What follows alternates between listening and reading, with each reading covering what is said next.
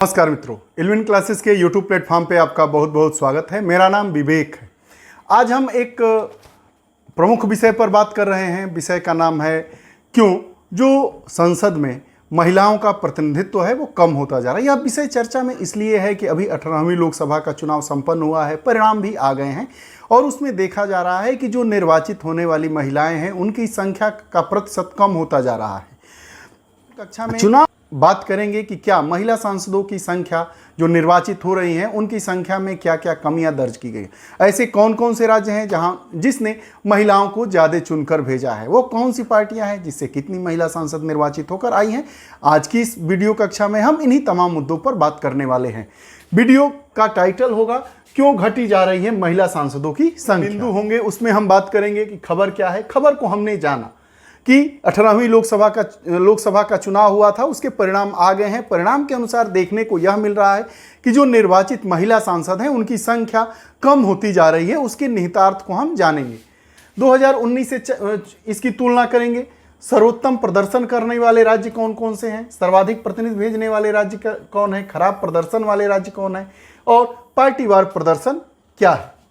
लोकसभा चुनाव 2024 हुआ था। इसमें कुल 797 महिला प्रत्याशी सभी दलों के द्वारा उतारी गई थी, जिसमें से 74 निर्वाचित हुई हैं।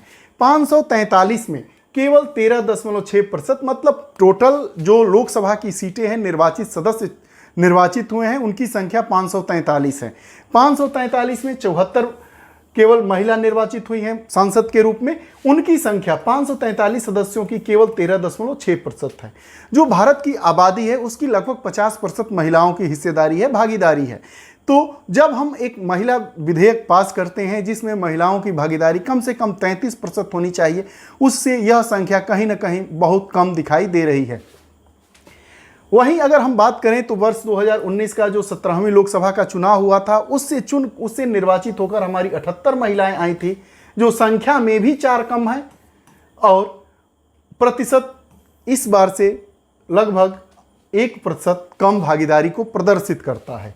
2019 से अगर हम तुलना करें तो 2019 में 726 महिलाओं ने चुनाव लड़ा था और वहीं 2024 में 797 महिलाओं ने चुनाव लड़ा था।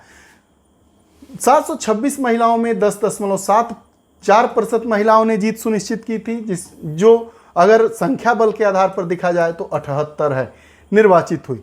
संसद के निचले सदन के 543 सदस्यों में से 14.3% का प्रतिनिधित्व करती थी। लेकिन जब 2024 का लोकसभा का चुनाव परिणाम आया है तो उसमें हम पाते हैं कि जो महिला उम्मीदवार थी उनकी संख्या में तो बढ़ोतरी हुई है, लेकिन निर्वाचित जो महिला सांसद हुई हैं उनकी संख्या कहीं ना कहीं कम हो गई हैं। 9.7% ही हो गई है। और संख्या बल के देखा जाए तो 2019 में 78 सांसद महिलाएं निर्वाचित हुई थी और 2024 में 74 ही निर्वाचित हुई हैं।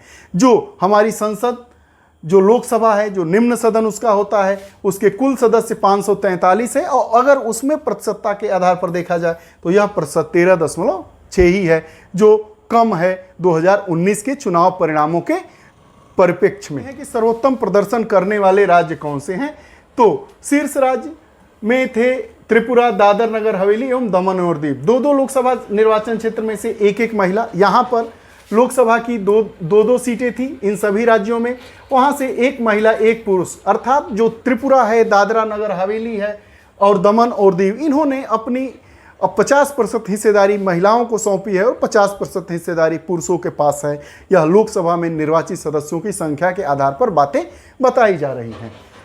50% आबादी का प्रतिनिधित्व महिलाओं के द्वारा होता है। तीसरा जो स्थान है वह हमारी राजधानी क्षेत्र का है, जिसमें 2 महिलाएं निर्वाचित हुई हैं कुल 7 सीटों में से, जो लोकसभा में 28.57% आबादी का प्रतिनिधित्व करती हैं। ये भी बहरहाल कम है, लेकिन और राज्यों की तुलना में इसको अच्छा माना जाएगा। और हमने देखा कि त्रिपुरा, अंडमान निकोबार, दादर नगर हवेली की बात हमने देखा।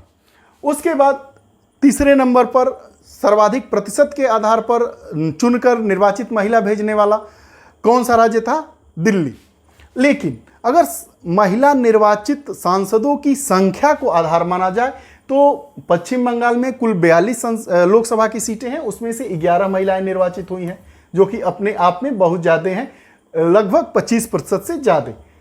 महाराष्ट्र और उत्तर प्रदेश दूसरे स्थान पर है, यहाँ पर 7-7 महिलाएं घोषित हुई हैं। लेकिन अगर इसमें प्रतिशतता को आधार मानकर देखा जाए तो महाराष्ट्र में लोकसभा की 48 सीटें हैं, वहीं यूपी में 80 सीटें हैं। अब 48 सीटों में 7 महिला निर्वाचित हुई हैं और 80 में 7, तो अगर प्रतिशतता के आधार पर देखा जाए तो 5वें नंबर पर उत्तर प्रदेश का स्थान आता है।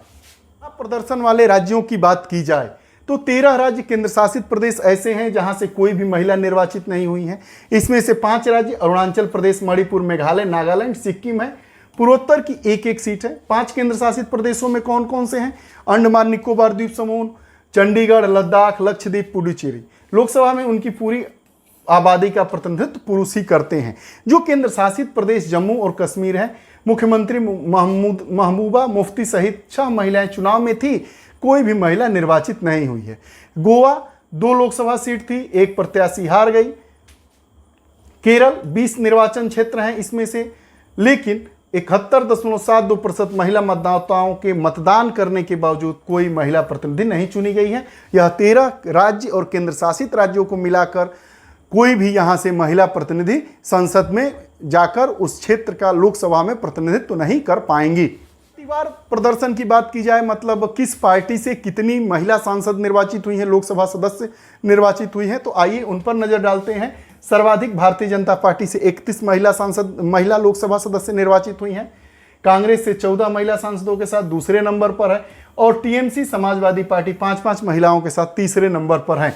टीएमसी मतलब तृणमूल कांग्रेस और समाजवादी पार्टी। द्रविड़ मुनेत्र कड़गम डीएमके की पार्टी से 3 महिलाएं निर्वाचित हुई हैं।